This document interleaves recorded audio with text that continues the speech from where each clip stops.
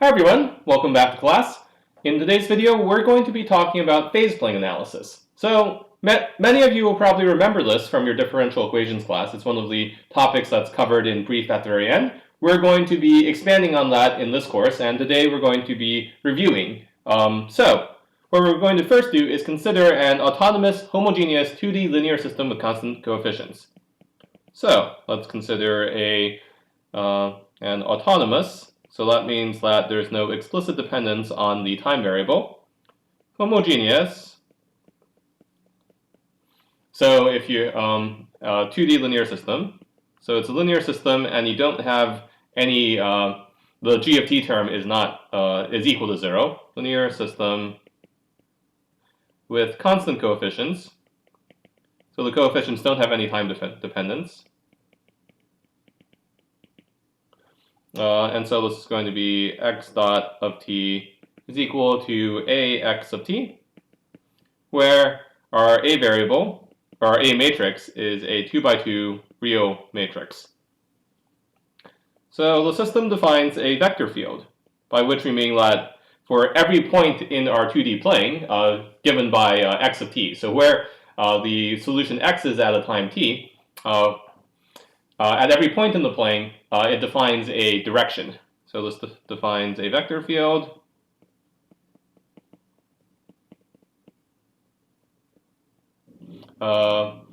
associating a direction and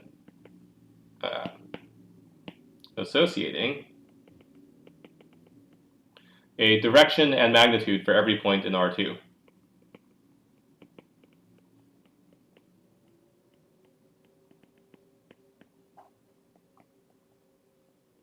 For every point, let's say in R2. Okay, and let's give an example of this. So for example, if our A matrix is, let's say, a really simple diagonal matrix, 2, 0, 0, 1, well then, when you're applying this to some vector, so if you were to multiply this by some vector, let's say x, y, this would be equal to 2x and y. Okay? So what you're doing is you're taking every point. So if you had, let's say, a point here, the 0 point, well, the direction that the 0 point goes is just itself, so it doesn't matter. But if, say, you're on the x-axis, and so you say you're at 1, 0, well, this point is going to have the direction 2, 0. So it's going to go out in this direction. Whereas if you have a point 0, 1, that's going to go up this direction, that direction, etc. And of course, if you start at the point 1, 1, well, then you're going to go in the direction 2, 1. So that's going to look like that, and so on. So at every point, you can associate a direction and a magnitude. And luckily, this is a little bit of a pain to draw by hand, but luckily we can do this on the computer. So, let me go ahead and erase this part. So this here is a vector field, which I drew in Wolfram Alpha. Not vector field, vector field. And so what you'll notice is that the arrows all point outwards in this particular case, and they point along the x-axis more outward than they point in the y-axis direction. The other thing you can do is, well, you can look at some of the solutions. So let me actually move this up a little bit. Oh, why did I change the color? There. And so what are the solutions to this? Well, we know that x of t is going to be equal to, you can do an Eigen Decomposition. The eigenvalues are 2 and 1 since this is a diagonal matrix. So this is some constant times e to the 2t times 1, 0, since that's the eigenvector corresponding to the eigenvalue 2, plus c2 e to the t 0, 1. That's the eigenvalue corresponding to the other one. And so you have a couple different trajectories depending on where you start, and depending on what the constants are, c1 and c2. And so they'll look something like this. So you have the ones that go along the axes, well, those just go outward. So these are just trajectories. And then you also have ones that go in these sorts of directions.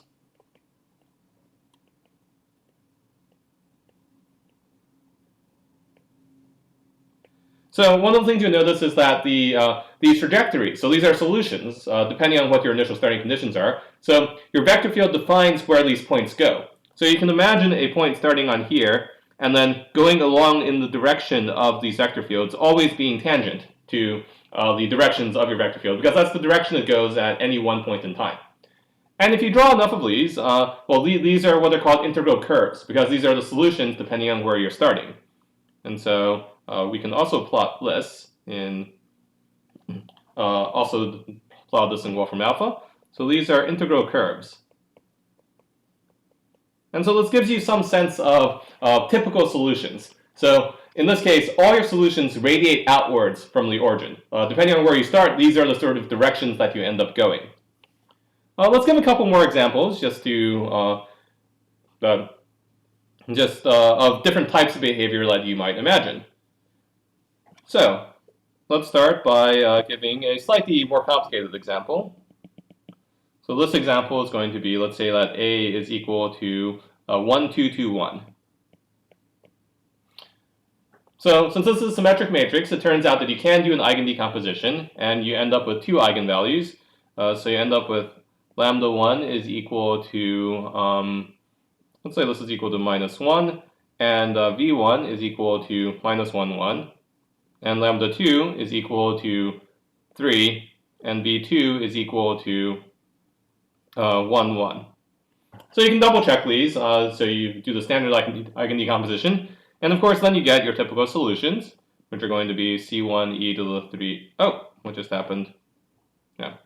So c1 e to the minus t times -1, 1 plus c2 e to the 3t 1, 1.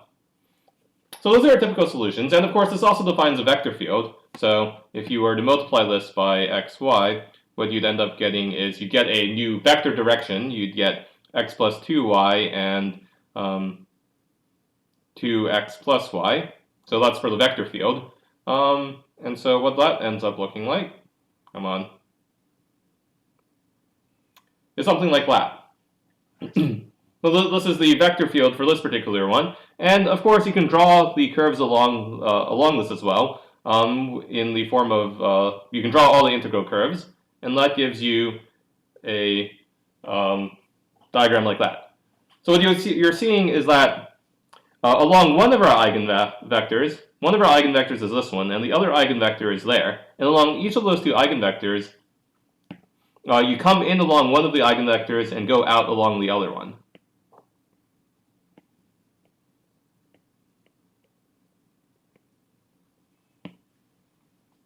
Okay?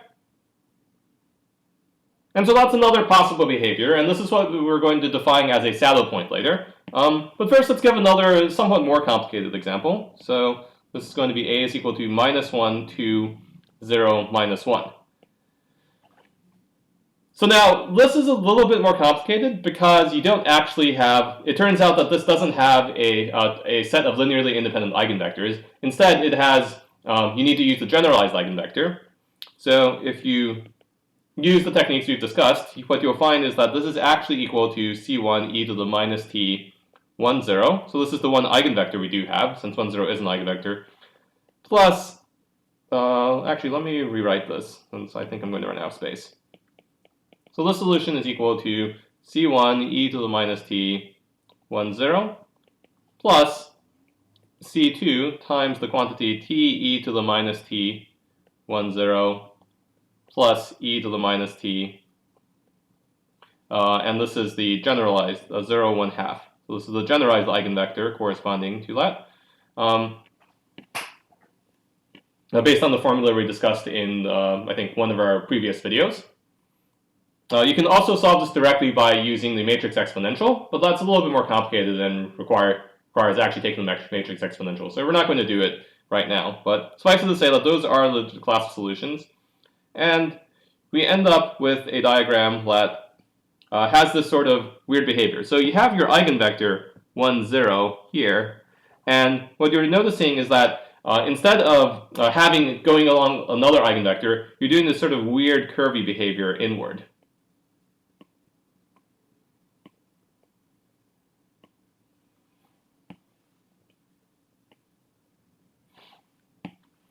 Okay, so these are a couple of the different sorts of behaviors you can see. And one of the things you might notice is that the 0 point seems to be privileged. And this makes sense because this is autonomous, homogeneous, linear equations, and so the 0 point is privileged. It is, in fact, what we call an equilibrium solution. So let's go ahead and define this a little bit more generally. So let's say, and it'll be a sort of analogous definition to what we were describing in the difference equations. It's going to be a solution that stays the same. Now, when we're doing difference equations, you're repeatedly applying some function, and so there are fixed points of this function.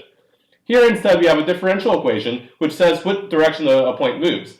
And what's important here is that the point doesn't move at all if you start at a particular point. So let's see, a point x bar in R squared is an equilibrium solution.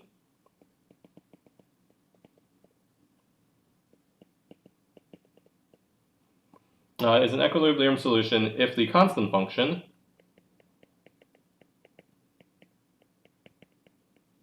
x bar of t is just equal to x bar is a solution to the system at hand.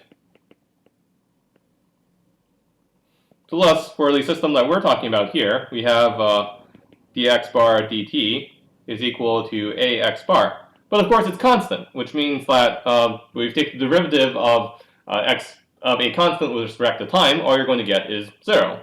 So this implies that ax bar is equal to 0, which implies that x bar equal to 0 is an equilibrium.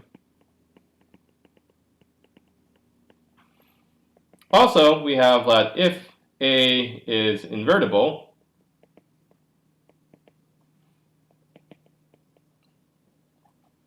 then x bar equal to 0 is the only solution. So it's a unique equilibrium.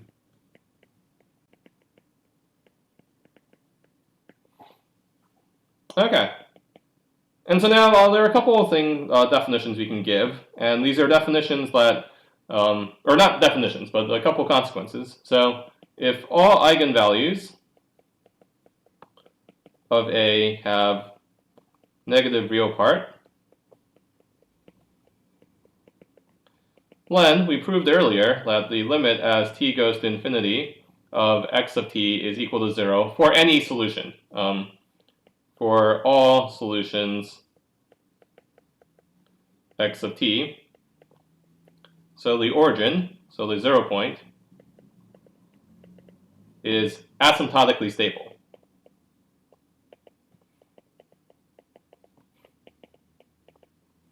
You can even call this globally asymptotically stable because we proved that this is true for any starting point in the plane. And let's say the origin is stable, so not asymptotically stable, but just stable, if all eigenvalues have non-positive real part.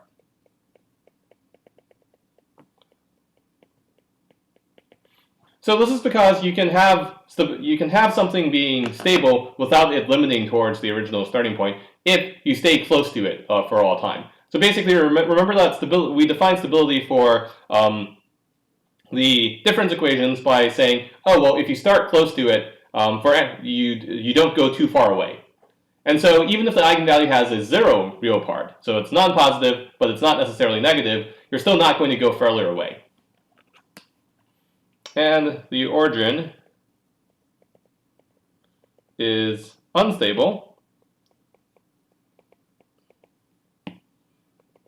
if at least one eigenvalue has positive real part.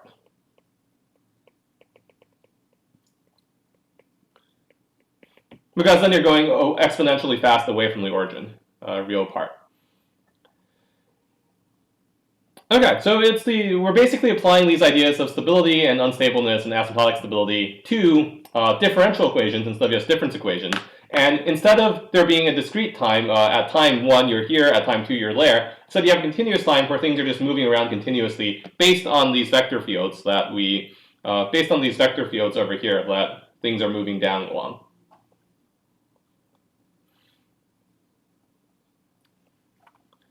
Okay, and now we can define the behavior, the different types of behavior. So let's go ahead and define. Actually,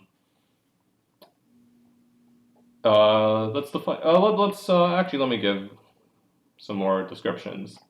So say these are real eigenvalues.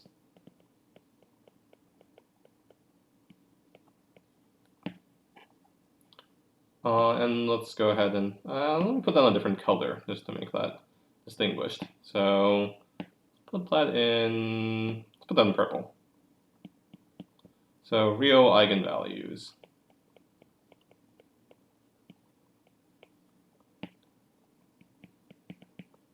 Okay, and let's define the origin. The origin of x dot is equal to ax, where A is a 2 by 2 real matrix, is a node if both eigenvalues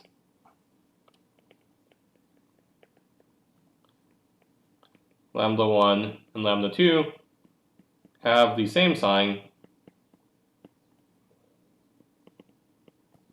and are real. Oh, wrong color. And furthermore, we can subclassify nodes into proper and improper. So a node is proper if lambda 1 is equal to lambda 2, and there are two linearly independent eigenvectors.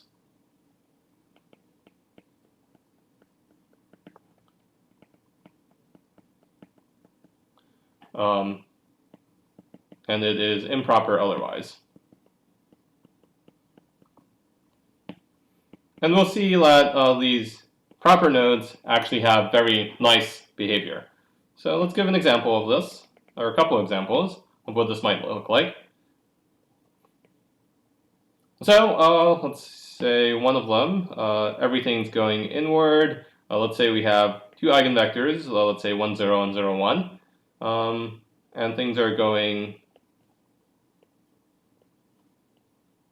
inward like that. So this is a note that things aren't going in at the same rate along the two eigenvectors. So they're going in first along one eigenvector and then along the other eigenvector. So they don't have the same rates, and so this is a stable improper node because everything's going to 0, but not uniformly at the same rate. Another type of improper node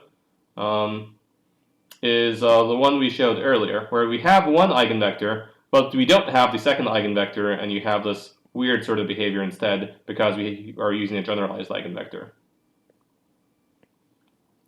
So this here is a stable improper node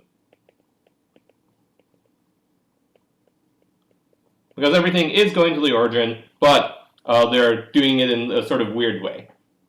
A proper node, on the other hand, yeah, I'm going to keep on using stable ones. For unstable ones, you just have to point them in the other direction. So for this, instead,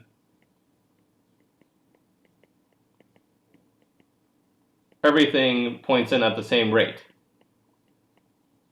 So this is a stable proper node.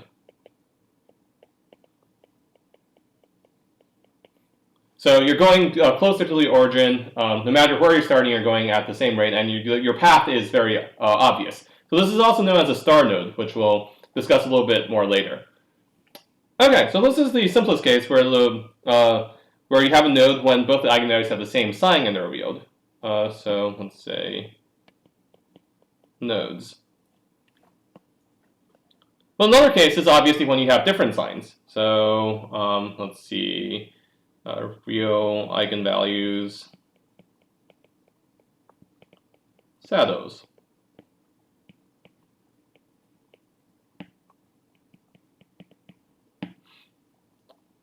Okay, so the origin is a saddle point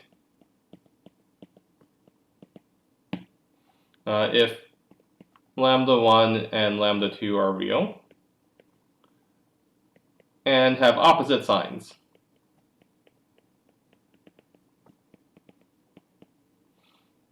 So without loss of generality, we can assume that, say that lambda 1 is the negative eigenvalue and lambda 2 is the positive eigenvalue. Well, note that if we have two eigenvalues that are distinct, well then clearly we have two distinct eigenvectors, and these have to be linearly independent. Since lambda 1 is not equal to lambda 2,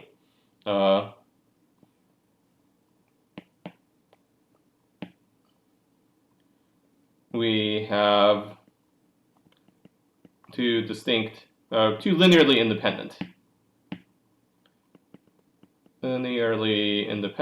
eigenvectors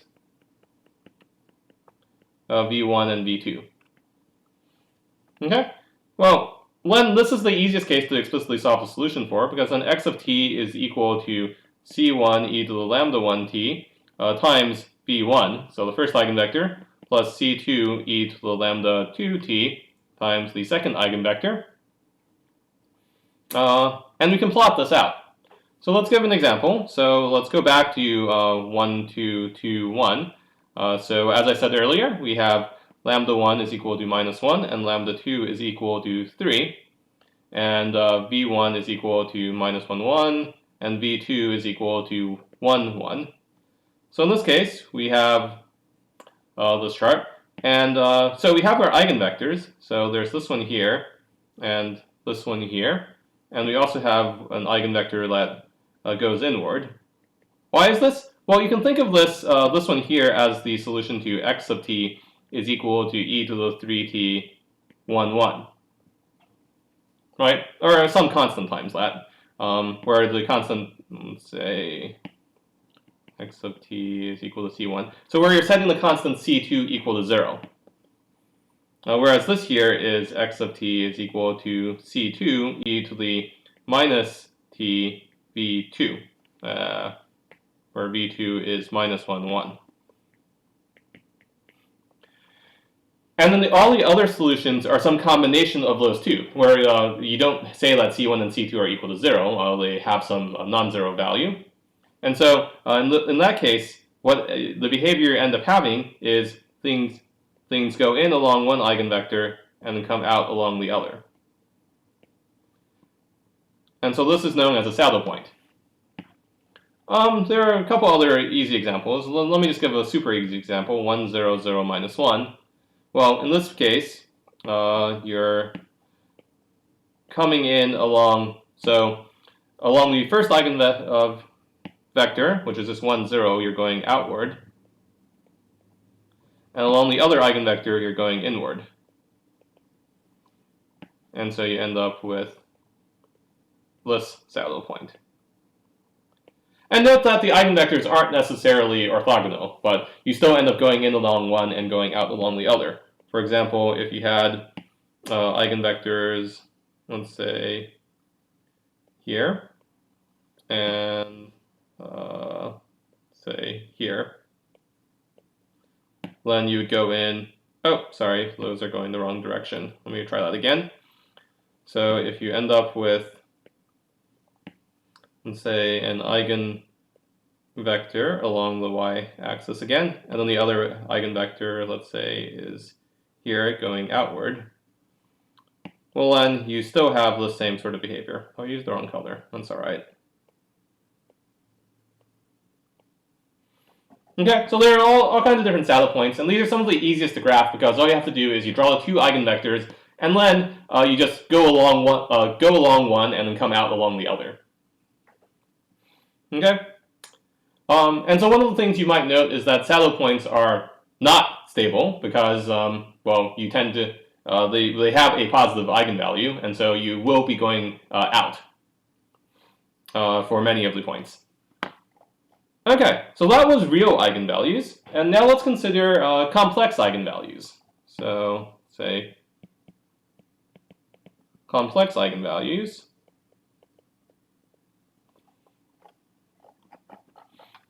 So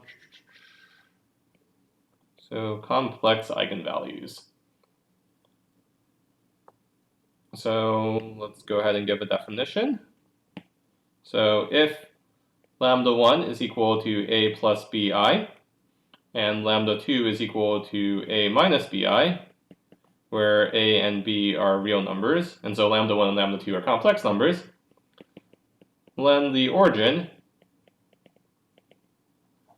is a spiral. Or it's sometimes known as a focus. If a is not equal to 0, and a center, if a is equal to 0. And furthermore, if a is less than 0, so if it's negative, so if it has a negative real part, then it is an asymptotically stable spiral. Asymptotically stable spiral. And if a is greater than 0, well, then it's unstable. An unstable spiral.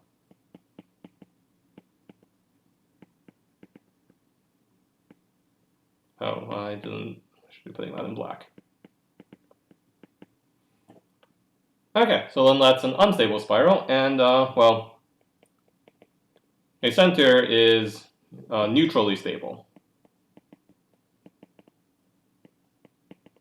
But it is stable. It's just not asymptotically stable, but not asymptotically stable.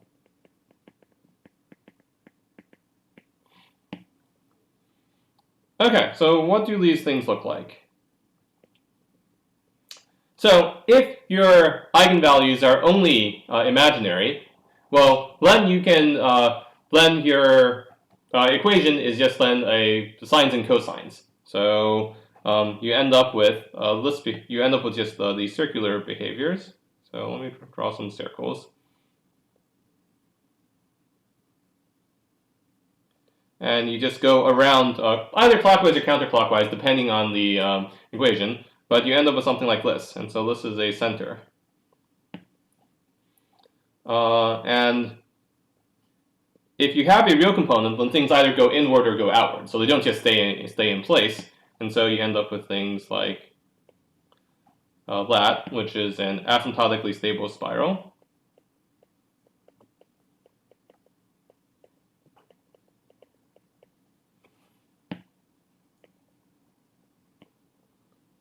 Or things that go outward.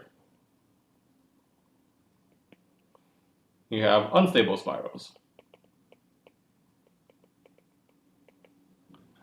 Not spirals, just unstable spiral. And this falls out of the equations, right? Because if you have a center, well, you know that it has only an imaginary roots, and so x of t is equal to something like c1 cosine of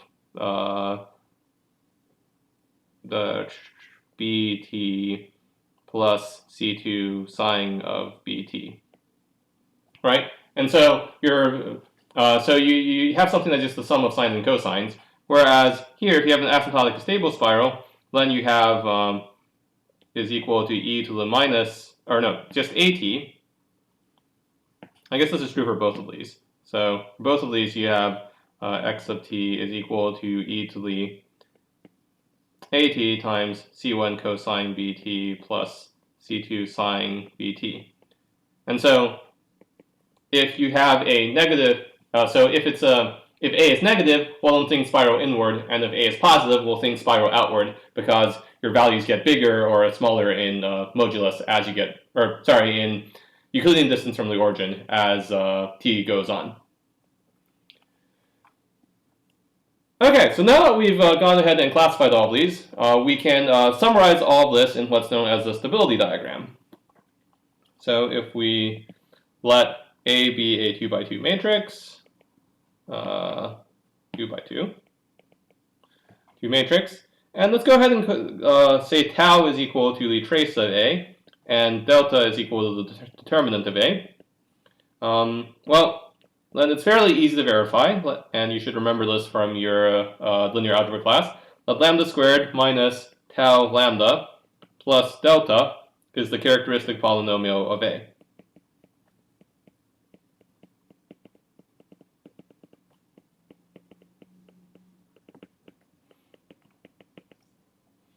Okay?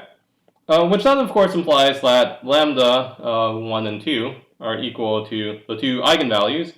Well, they might be two eigenvalues, but are equal to tau plus or minus tau squared minus 4 delta divided by 2, where we're going to call the thing inside, where we're going to say gamma equal to tau squared minus 4 delta is the discriminant, because that determines whether or not your solution, your eigenvalues are real or complex. So, if gamma is greater than or equal to 0, eigenvalues are real. Values are real.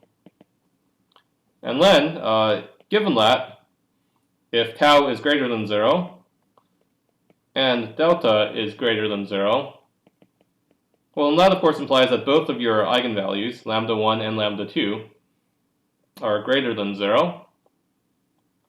Let me actually write that out separately just so it's not confusing. When lambda 1 is greater than 0 and lambda 2 is greater than 0, so you have an unstable node.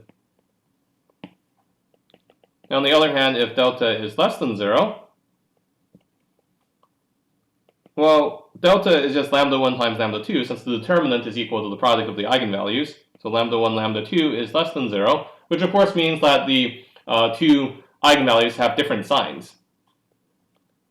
So we have a saddle point. And of course, if tau is less than 0, and delta is less than 0, then lambda 1 is less than 0, and lambda 2 is less than 0, so we have a stable node. Asymptotically stable, in fact. Okay, and then we also have the case where gamma is less than 0, when the eigenvalues are complex. So, then if tau is greater than 0,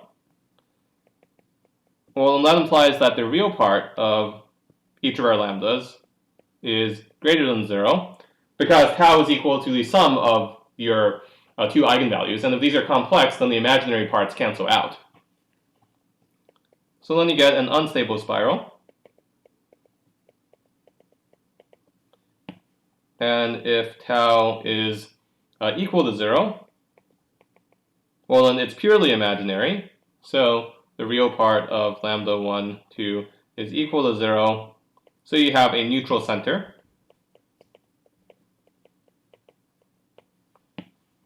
And of course, if tau is less than 0, well, then the real part is less than of both your eigenvalues is less than 0. So you have a stable spiral. Asymptotically stable, in fact. And you might recall this from your B44 class. You can summarize all this information together in what's known as a stability diagram. So here, our axes are no longer x and y axes. They're the tau axis and the delta axis. And so the first thing is you do have this discriminant. So this is the tau squared is equal to 4 delta line, or parabola. And then so you have a couple things. One is if delta is negative. So if delta is negative, then in that requires that the eigenvalues are real, and so you have a saddle point. So if delta is negative, And if you're inside of this discriminant, then you have a complex. If you're in this region, then you have complex eigenvalues. And it turns out that what you have is you have along this axis, you have a center. And on the right side, you have an unstable spiral. And on the left side, you have a stable spiral. And in this remaining region, here you have an unstable node. And here you have a stable node.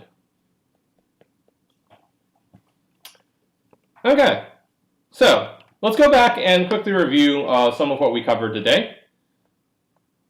So basically, all we're saying is that if you have an autonomous homogeneous 2D linear system with constant coefficients, well, then you can think of the matrix A as defining a vector field. So it's defining, if you're starting from any one of these points on your 2D plane, where you go from there. And these curves are precisely solutions to your differential equation depending on your starting initial conditions. So these are known as integral curves, and they're basically graphs of the trajectories that solutions take. And once you've done, you can do this for a couple of different matrices. And one of the things that we noticed was that the origin seemed to be a special point. So that everything seemed to either come to or go away from the origin. And this turns out to be true because we're working with a linear system of differential equations.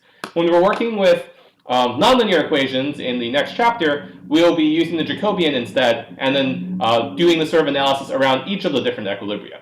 But here it turns out that there is only one equilibrium, well, or the origin is always an equilibrium, and if the matrix is invertible, then it's the only equilibrium. And so this is why we have this special behavior around the origin, is because it is an equilibrium, and since it's an equilibrium, we can do the same thing we did in the difference equation half of this class, and examine its stability. And so we use the same definitions of stability that we did in the difference equation section, except instead of having discrete time, now we have continuous time. So the question is, stability, stable means that if you start near the origin, then you don't ever get too far away from the origin. Unstable means that if you start near the origin, you end up getting farther away. And asymptotically stable means that everything goes towards the origin in continuous time. So instead of having this repeated function application like we did with difference equations, f of x, instead here, what we're doing is we're using the derivative, so dx dt, to measure what direction we're going and where our trajectories go. And once we've done that, it turns out that we can completely classify all these different behaviors by looking at the eigenvalues. So if you have real eigenvalues, then there are a couple different possibilities. One is they both have the same sign, in which case you have a node of some kind or another, where everything's either going to the origin or everything's going away from the origin. And if everything's going to the origin at the same speed, no matter where you're starting, well, then you have a stable proper node. If they aren't going to the origin in the same sort of way everywhere, then we call it an improper node. We also have saddle points, where your eigenvalues have opposite signs. Well, in this case, you can use the eigenvectors to draw out the trajectory. So everything will necessarily come in along one eigenvector and then go out along the other one. Things get a little bit more complicated when you're dealing with complex eigenvalues, per usual. But what you see is that then the behavior entirely depends on the real part. Which makes sense because we already showed that the stability of the origin depends entirely on the real part of the eigenvalue. And so when you have when the real part is 0, well, you have a center because things neither go away nor come towards the origin. If you have a negative part, then things come towards the origin and you have an asymptotically stable spiral. And if things go, if the real part A is greater than 0, then you have things going away from the origin exponentially fast and you have an unstable spiral.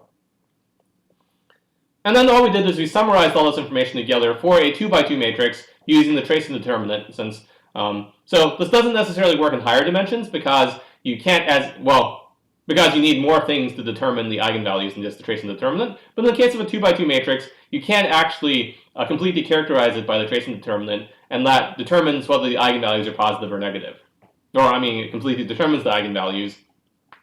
And so you can classify everything together in what we're calling a stability diagram. So depending on where your trace and determinant of your 2 by 2 matrix go, that tells you whether or not it's a center, a spiral, whether it's stable or unstable. We'll note that along